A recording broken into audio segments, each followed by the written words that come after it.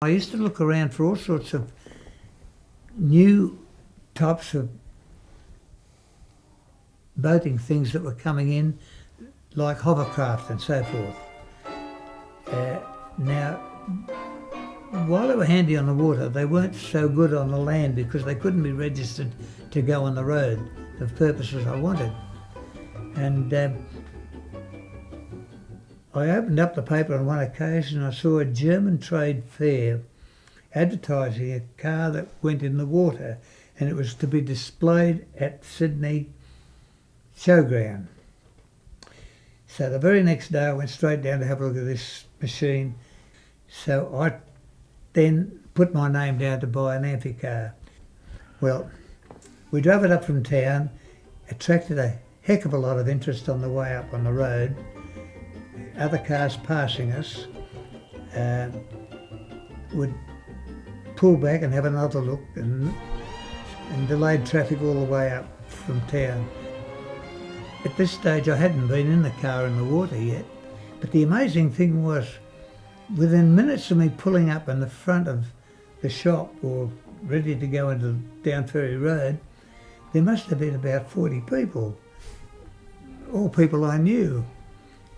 So they watched me go down to the water, and I said to Pat, well, we've got to go home. We can land on the beach beside us, even if we haven't got a proper ramp to drive onto the land. That's how unprepared I was. So I drove into the water and I said, well, while all the crowd here, we might as well make sure we can get out. So we drove around the circle and drove out to the land and got to the beach, and it stalled. And I thought, oh heck.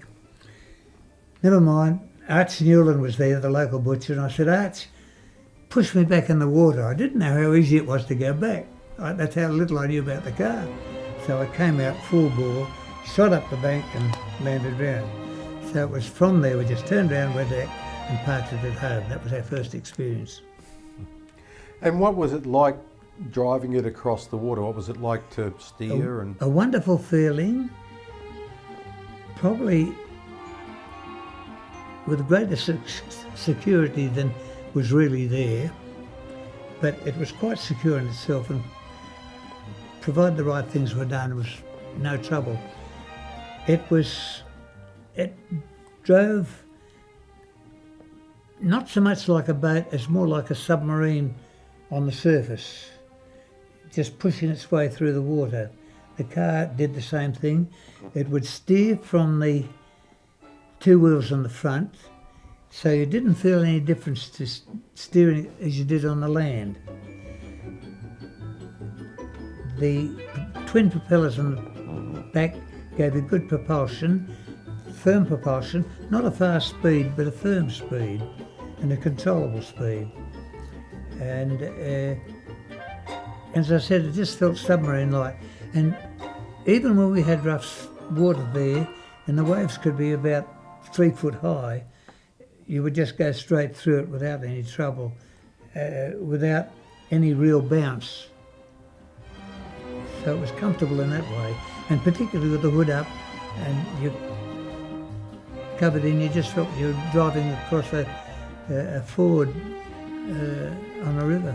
I had two cars, and each one lasted me the 5 years, so it was reasonably economic, particularly for me when I was using it for deliveries at Wagstaff round to Empire Bay, and I was getting the income from that as well.